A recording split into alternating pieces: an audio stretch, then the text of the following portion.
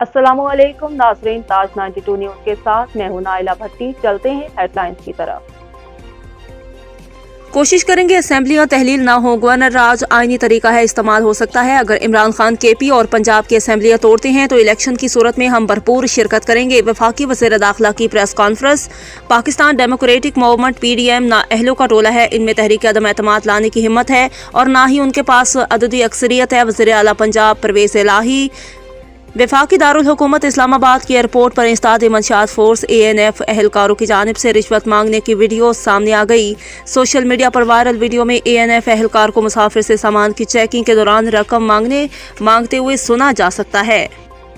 आज इदारा अपनी गलतियां मान चुका तो सारे सिलेक्टेड सियासतदान परेशान हो गए। बिलावल का जलसे से खिताब। बिलावल ने मजीद कहा कि आज इदारा अपनी गलतियां मान चुका तो सारे सिलेक्टेड सियासतदान परेशान हो गए। इन सियासतदानों को परेशानी ये है कि इदारा न्यूट्रल हो गया तो उनकी सियासत का क्या होगा।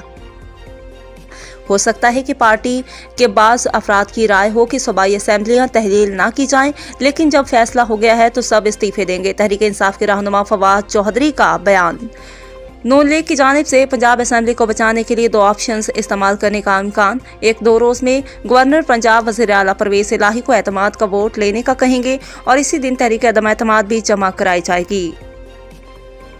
अब तक के लिए इतना ही। मज़ीद खबरों और अपडेट से बाखबर रहने के लिए देखते रहें ताज 92 न्यूज़।